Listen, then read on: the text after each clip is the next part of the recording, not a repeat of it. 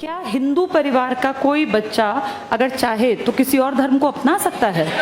क्या कोई इस्लाम मानने वालों का बेटा बेटी धर्म बदल सकते हैं? बिल्कुल, ये पर्सनल मुद्दा है। लेकिन अगर कहीं एक साथ बड़े पैमाने पे धर्मांतरण कर रहे हों लोग, तो वहाँ पुलिस आ जाती है, क्योंकि कई बार ऐसा होता है कि गरीब आदमियों की गरीबी का फायदा उठाते हैं, लालच देके उनका धर्म बदलवा लेते हैं। इंडिया में तो बहुत कॉमन है ये, आप लोगों को पता नहीं है, लेकिन बहुत ज़्यादा बार बहुत सारे लोग तो इसी काम में लगे हुए हैं कि गरीब आदमी जिसको रोटी नहीं मिलती उसको कह के कि तेरा धर्म ने तुझे क्या दिया, हमारे धर्म में आ देख तुझे हम ये देंगे। धर्मांतरण इलीगल है, गलत है।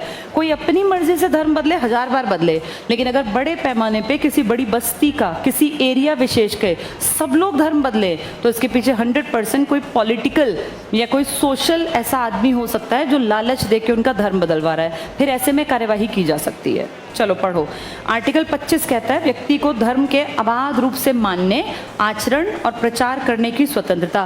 क्या हर आदमी अपने धर्म का प्रचार कर सकता है? आचरण क्या होता है? किसी को टीका लगाना है, तिलक लगाना है, किसी को शिव जी का कुछ अपना वो पहनना है तो पहनो, जिसका जो मन करे पहनो, मनाही थोड़ी है। आगे देखो, सेकेंड पॉइंट, आर्टिकल 26 कहता है धार्मिक कार्यों के प्रबंधन, इसको ठीक कर लो, प्रबंध लिखा है ना, प्रबंधन, मैनेजमेंट। जैसे हिंदू धर्म है हमारा, कांवड़ आती है जब सावन के महीने में, तो देखो जगह जगह भंडारे लगे होते हैं, तो इसका प्रबंधन हम ही तो करते हैं हिंदू। कोई मुसलमान भी कर सकता है, वो उसकी इच्छा है, लेकिन हिंदू धर्म में कोई मनाही नहीं है। इनफैक्ट हमारे देश की उस टाइम पर हरिद्वार की पुलिस बहुत एक्टिव हो जाती है और रोड का एक बड़ा हिस्सा पूरा खाली करवा लेते हैं, जिसपे कोई भी व्हीकल नहीं चलेगा, जिसपे सिर्फ कांवड़िए आएंगे और जाएंगे। वो धर्म को, अपने को, उनके धर्म में मान्यता है हिंदू धर्म में कि भाई सावन में शिव जी का जो जल है हम गंगा से लाते हैं और उस कई लोग गंगोत्री से पैदल और अपने गांव के मंदिर में चढ़ाते हैं। ऐसी तो मान्यता है हमारी।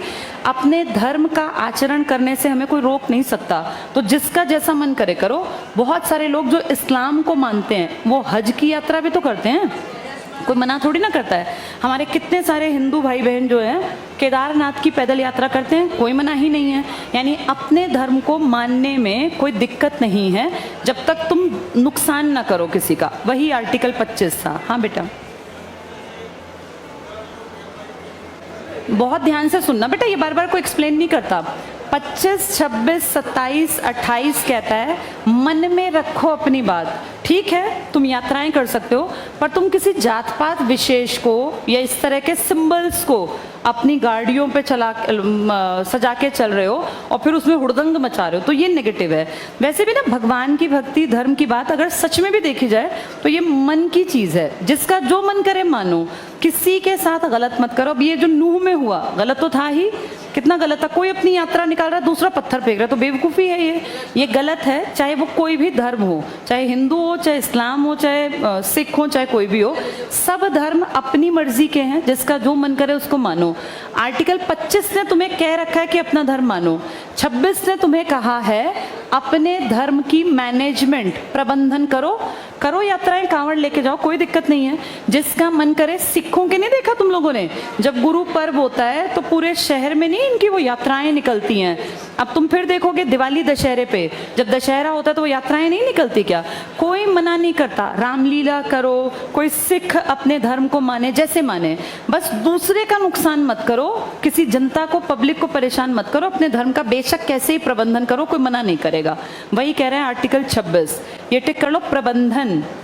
यहाँ लिख लो मंदिर, मस्जिद, गुरुद्वारे, चर्च, ये सब मैनेजमेंट है, बना लो, कोई मना थोड़ी ना करता है। पर इसके पीछे पागल नहीं होना। मंदिर, मस्जिद, गुरुद्वारे, ये एग्जाम्पल है प्रबंधन का।